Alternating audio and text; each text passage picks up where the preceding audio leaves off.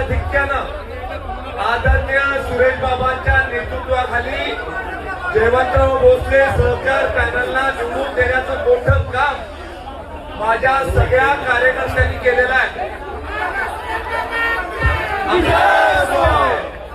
हा विजय 100% तुम्हाला सगळ्यांना अर्पण आहे।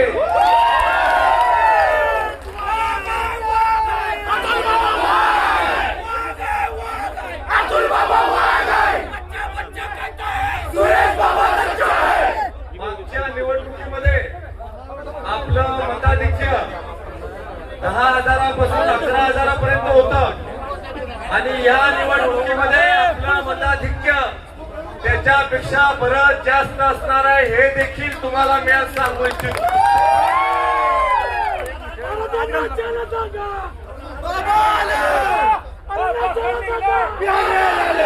आपल्या वार्डमध्ये कृष्णा सहकारी साखर कारखान्याची स्थापना 71 वर्षापूर्वी केली। कृष्णा सहकारी साखर कारखाना हा 100% समाजाच्या मालकीचा आहे। कृष्णा सहकारी साखर कारखाना हा तुमच्या वाडवडिलांनी केलेला आहे। कृष्णा सहकारी साखर कारखान्यावर अधिकार फक्त या मायबाप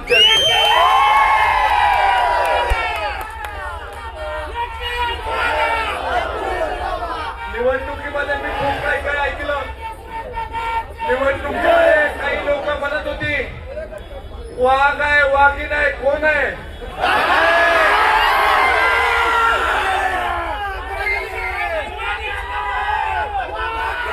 वाघाचं कातड हंतरून तुम्ही वाघ होऊ शकत वाघाचं काहीच लागतं।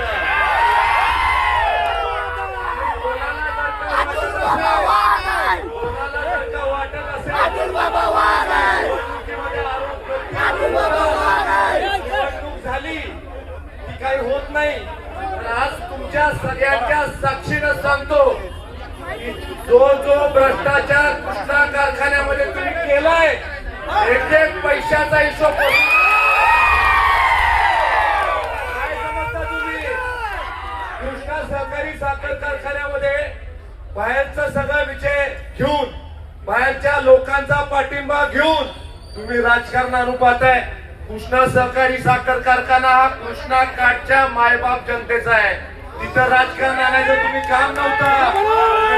लोकांचा पाठिंबा घेऊन राजकारण आणि कोणाला घेऊन प्रचार करत होता तुम्ही?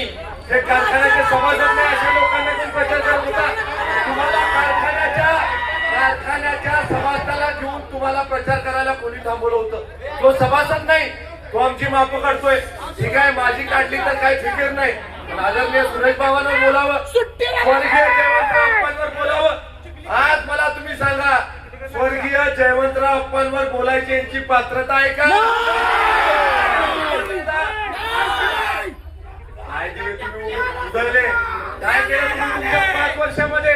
आणि तुम्हाला काय वाटलं कृष्णा कारखान्याच्या कार्यक्षेत्रातली जनता या जनतेला काही कळत नाही असं वाटत होतं का तुम्हाला? 120 किलो साखर द्यायला निघाला होता 120 किलो साखर खोटं बोलत होता। निवडणुकीच्या तोंडावर रोप फुकट देतो, साखर देतो, खत देतो, अरे येणारच नाही सत्य तर देणार। खऱ्या अर्थानं या आजच्या विजयी सभेच्या निमित्तानं मी स्वर्गीय जयवंतराव अप्पांच्या विचाराला स्मरून, स्वर्गीय यशवंतराव मोहिते भाऊंच्या विचाराला स्मरून आदरणीय सुरेश बाबांच्या नेतृत्वाखाली एकच घोषणा करू इच्छितो की येणाऱ्या काळामध्ये माझं तन मन धन माझ्या तरुण पिढीसाठी माझ्या आयुष्यामध्ये माझ्या तरुण पिढीसाठी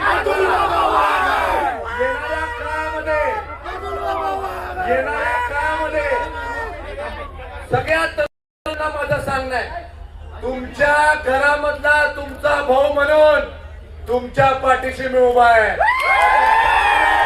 तुमच्या पाठीशी उभा आहे आणि कधीही असं वाटून घेऊ नका की तुम्ही एकटे आहे।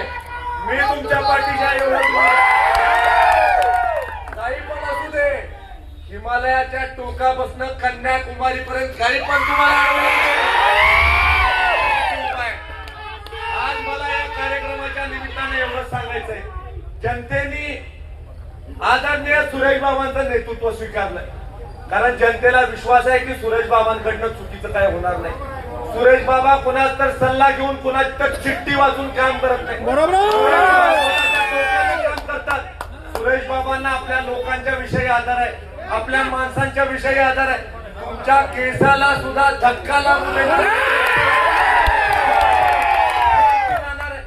ज्या ज्या लोकांनी आमच्या कुटुंबावर टीका केली, मला त्यांच्याविषयी काही राग नाही, पण ज्यांनी करायला लावली त्यांना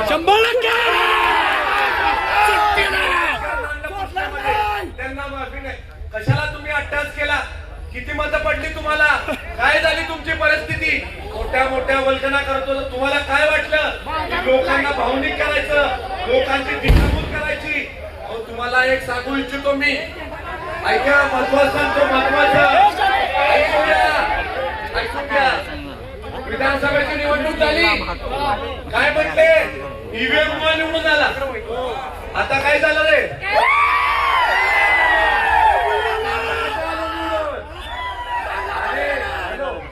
सगळ्यात महत्वाचं सांगतो तुम्हाला, रात्री 2:30 वाजतापासून 5 वाजेपर्यंत कोण तिथं पूजा करत बसलं होतं याची नावं पण तुम्हाला झालं का? पूजा करून काय पडलं? त्यामुळं माझं तुम्हाला एकच सांगाय, येणारा काय हा आपला काय, येणारा काय हा तुमचा आणि माझा काय.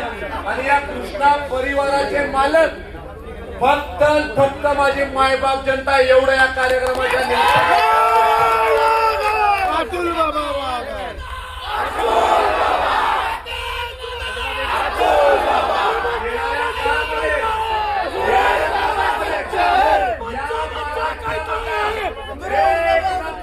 कारखाना सुरेश बाबाच्या नेतृत्वाखाली यशवंतराव मोहिते कृष्णा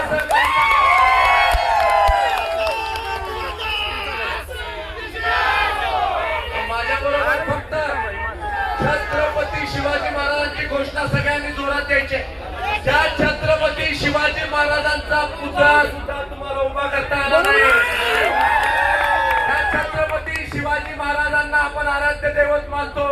ज्या छत्रपती शिवाजी महाराजांचा मोठाच्या मोठा भव्य दिव्य पुतळा आपले नेते आदरणीय देवेंद्रजी फडणवीस साहेबांच्या आणि सुरेश बाबांच्या हस्ते आपण मागच्या काळात उभा केला. त्यांच्या नावाचा जयघोष आपण करूया. छत्रपती शिवाजी महाराज के